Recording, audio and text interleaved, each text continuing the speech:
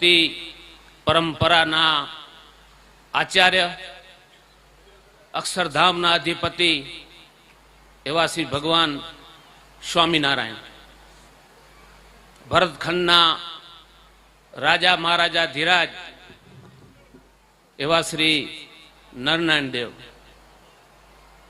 શ્રીમદ સત્સંગી જીવન પંજાપરાયણના વક્તા મહોદય શાસ્ત્રી ગોહલોક વિહારી સ્વામી, તેમજ વડીલ સંત સદગુરુ સનાતન સ્વામી, વડીલ સંત સદગુરુ કેશવજીવન દાસ સ્વામી, વડીલ સંત માધવ પ્રસાદ દાસ સ્વામી,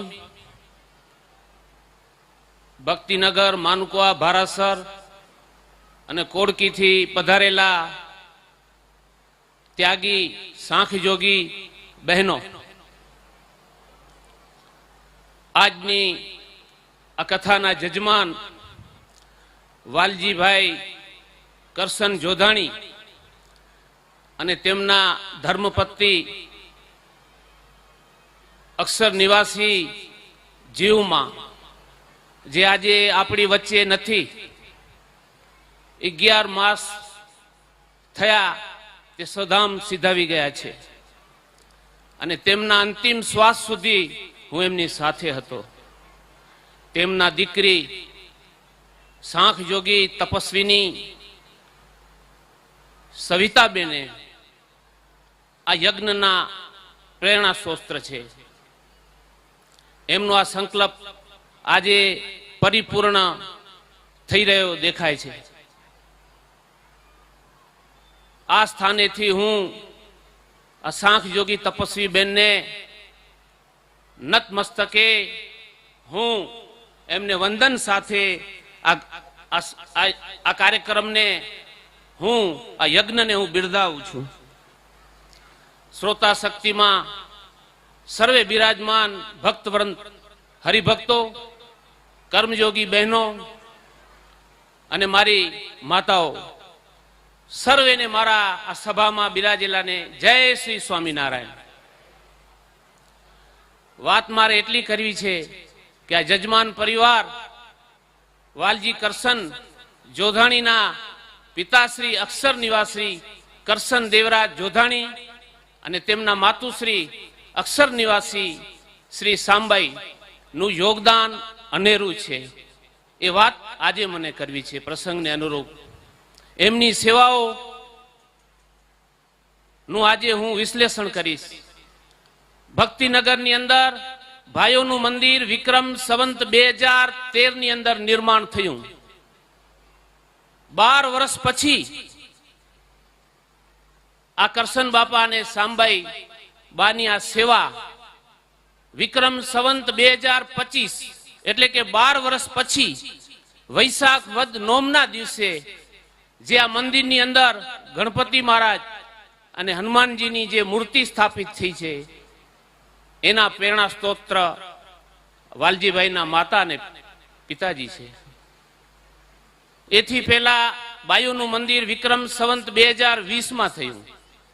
બાયુના મંદિરને આજથી 66 વર્ષ થયા.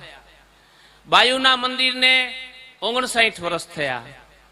પછીના સમયે 1992 ની અંદર ભાઈઓનું મંદિર નવનિર્માણ થયું.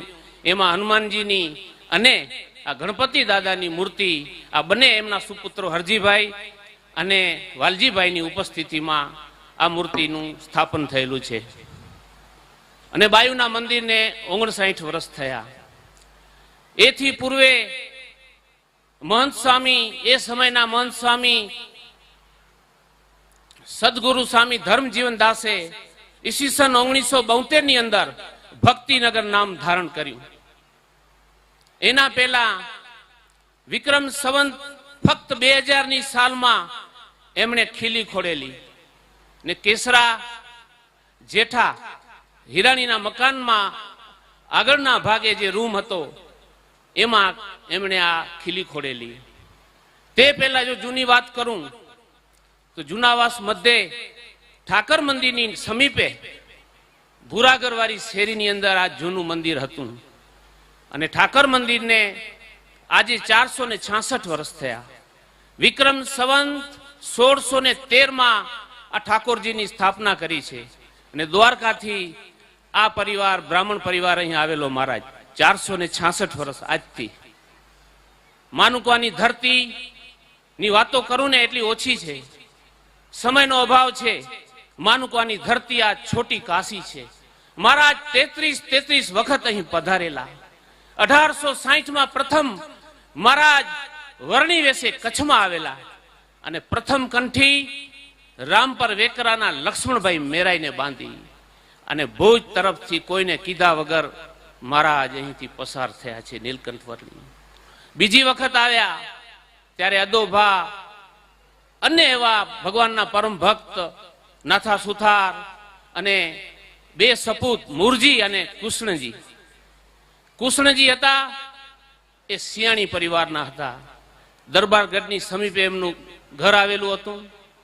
અને મુરજી હતા એ પિંડોરિયા, એ જોધા બાપાના આ જોધાણી પરિવાર આ કથાના મુખ્ય જજમાન છે.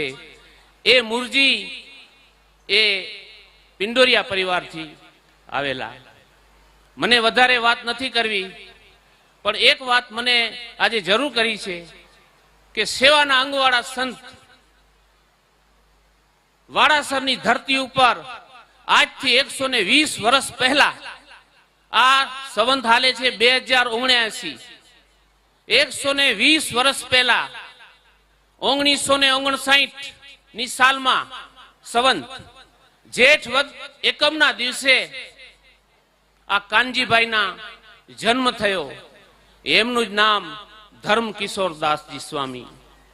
2 વર્ષની ઉંમર સુધી તેમના માતા પિતા સાથે તેઓ વાડાસર મધ્ય રહ્યા. સમય જતા તેઓ માધાપર ગયા ને 7 વર્ષની ઉંમર સુધી માધાપર રહ્યા અને 14 વર્ષની ઉંમરે તેઓ ભુજ મંદિરની સેવા કરી. ભુજ મધ્યે ફૂલવાડીની અંદર તેઓ ગાયોની સેવા કરતા અને કાનજી ભગત પાર્ષદ તરીકે એમણે ખૂબ સેવા કરી.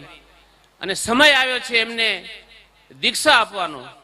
એ સમયના ભુજ મંદિરના મહંત સદગુરુ મહાપુરુષોત્તમ દાસજી સ્વામીની આજ્ઞાથી તેમને સંત દીક્ષા મળી. અને તે સમયે આચાર્ય વાસુદેવ પ્રસાદજી મહારાજ હતા અને વૈદિક પરંપરા વિધિથી તેમને આ ગુરુ મંત્ર આપ્યો અને તેમના ગુરુ નીલકંઠદાસજી સ્વામી થયા. અને એમના શિષ્ય ધર્મકિશોરદાસજીના શિષ્ય શ્રીરંગદાસજી થયા, જે રામપર વેકરાના પૂર્વ આશ્રમે હતા અને રાજાની પરિવારમાંથી થયા.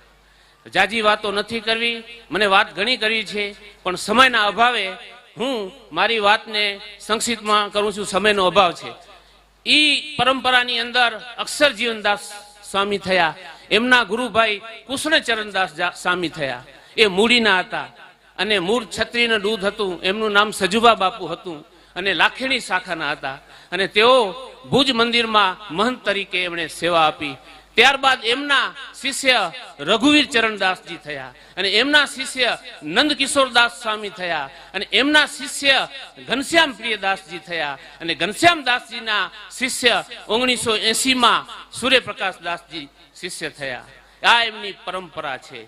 વાતો મને ઘણી કરવી છે, પણ સમયનો અભાવ છે, એટલે સભાપતિ સૂર્યપ્રકાશ દાસજીની અનુમતિ લઈ અને હું મારી વાણીને વિરામ આપું છું. જય શ્રી સ્વામિનારાયણ.